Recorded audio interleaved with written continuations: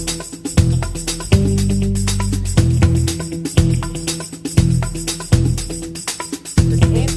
congressional news, Republicans.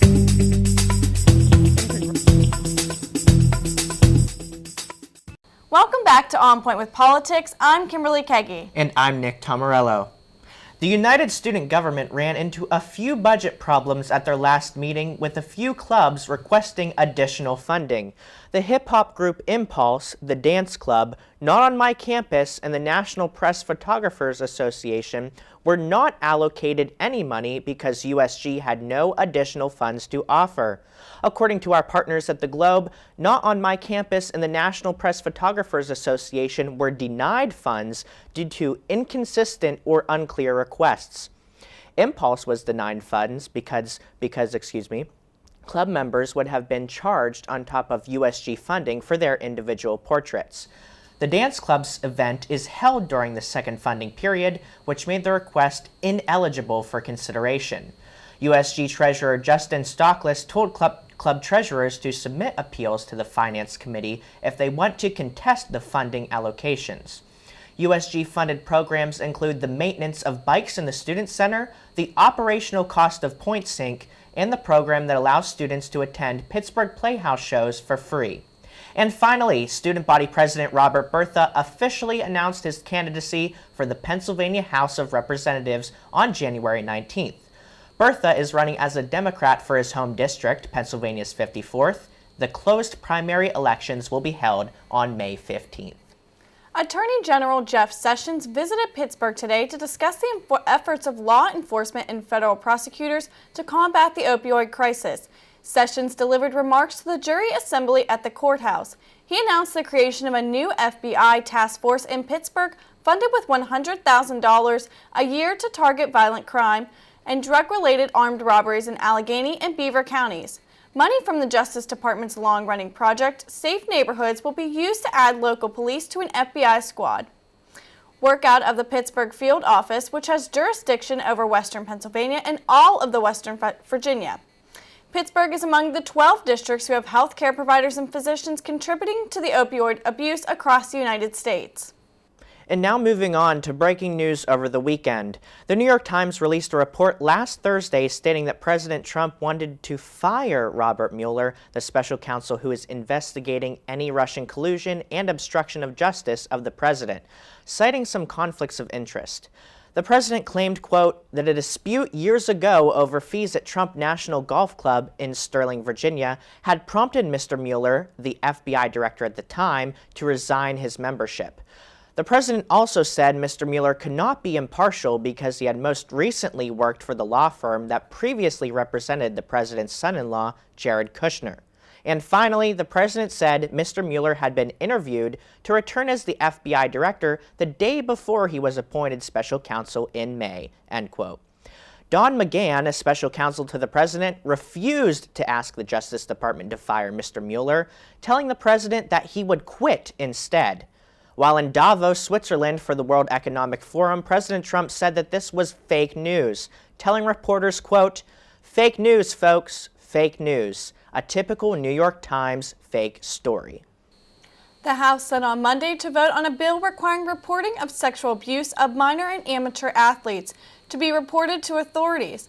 The bill would create an organization within the U.S. Olympic Committee that would be responsible for receiving and handling inquiries and reports about abuse and making sure law enforcement is contacted when necessary. It would ensure that law enforcement is contacted within 24 hours for certain kinds of incidents and making training mandatory. House Majority Leader Kevin McCarthy said the bill would, quote, improve mandatory training, increase requirements for reporting abuse, and reform a broken system that has failed victims in the past, end quote. The bill comes after the sentencing of Larry Nassar, a world-renowned physician treating the Olympic women's gymnastics team. The former USA Gymnastics and Michigan State University doctor was sentenced last week to 40 to 175 years in prison, after more than 150 women and girls in court said that he sexually abused them over the past 2 decades. Nassar pleaded guilty to 7 counts of criminal sexual conduct and admitted to using his medical position to molest and assault girls under a treatment. The House passed a similar measure in May by a 415-3 vote.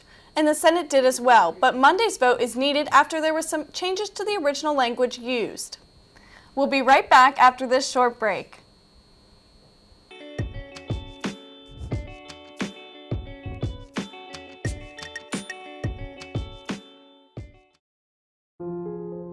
I shouldn't have to pay to walk down the street. Pay with my comfort, my freedom, my peace. Always on guard, on edge, off limits. Don't follow me, don't touch me, don't treat me like I'm yours. I don't need your whistles, your comments, your eyes. I already know I'm a prize. My confidence isn't for sale. Respect me, don't inspect me. And when people ask us who can join UView, the answer really is anybody, and we mean anybody. Any major, any experience level. Some people, have a lot of experience coming out of high school, and others don't know how to really sit on a couch properly, and that's okay. We're here just to give you the chance to learn and have fun and prepare yourself for the real world. College, after all, it's all about trying new things.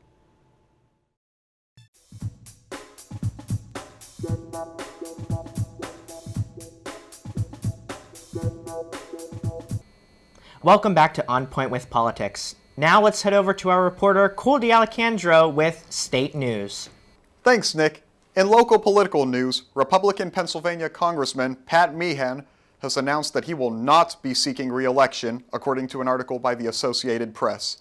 This announcement came from Meehan not even a week after a former aide came forward, claiming that he sexually harassed her during her time working for him. While he initially claimed that he was simply following advice from House lawyers and Ethics Committee guidelines in choosing not to run, reports later surfaced that Meehan believed the aide was, quote, his soulmate, end quote, and that he used taxpayer money to settle the complaint. Speaker of the House Paul Ryan's office made an announcement following these revelations, stating that Meehan will be removed from the Ethics Committee, as well as a full investigation being launched into the claims. In addition to this, Ryan's office made it clear that Meehan must return all taxpayer money used in the settlement, with Meehan agreeing to this only if the investigation concludes that he harassed the former aide. Meehan is currently in his third term in Congress and has served in the House Ways and Means Committee and formerly served in the Ethics Committee. He is also currently married with 3 children. The New York Times says a Republican memo revealed that the Deputy Attorney General Rod J. Rothstein approved an application to extend surveillance of a former Trump campaign associate shortly after taking office last spring, according to 3 people familiar with the memo. The renewal shows that the Justice Department under President Trump had reason to believe that the associate Carter Page was acting as a Russian agent. The FBI and Justice Department officials failed to explain to an intelligence court judge when seeking a warrant for surveillance of Mr. Page that they relied on the research by an investigator, Christopher Steele, who had been financed by the Democratic National Committee and Hillary Clinton's presidential campaign. Republicans could potentially use Rothstein's decision to approve he renewals suggests that he failed to vet a highly sensitive application for a warrant to spy on Mr. Page, who served as Trump's foreign policy advisor until September 2016. Republicans on the House Intelligence Committee, whose staff wrote the memo, could vote as early as Monday, using a House rule to declassify its contents and make it available to the public. President Trump would have 5 days to try and block their effort. The 3-day government shutdown came to an end last week after Senate Majority Leader Mitch McConnell negotiated with Senate Minority Leader Chuck Schumer, pledging to allow an immigration vote on DACA in the coming weeks. President Trump rescinded DACA in September, giving Congress until March 5th to make a replacement. DACA, short for the Deferred Action for Childhood Arrivals program, allows Dreamers who were brought to the United States illegally to be allowed to remain in the country. Trump also required that money for the Mexico-United States border wall be included in any package brought to his desk. According to the New York Times, a source said that Senate Minority Leader Chuck Schumer discussed Friday funding the border wall in exchange for an agreement from Trump to support the legalization of Dreamers. But this deal fell short after President Trump and his Chief of Staff John Kelly demanded more concessions on immigration. Fox News also noted in an article that President Trump is the first president to have a government shutdown with a party majority in both the House and Senate. The spending bill will last until February 8th, giving both Republican and Democratic congressmen and women only one more week to write a better proposal. Nick, last week, gerrymandering was ruled unconstitutional in Pennsylvania. How do you believe this will affect the primaries upcoming in this May?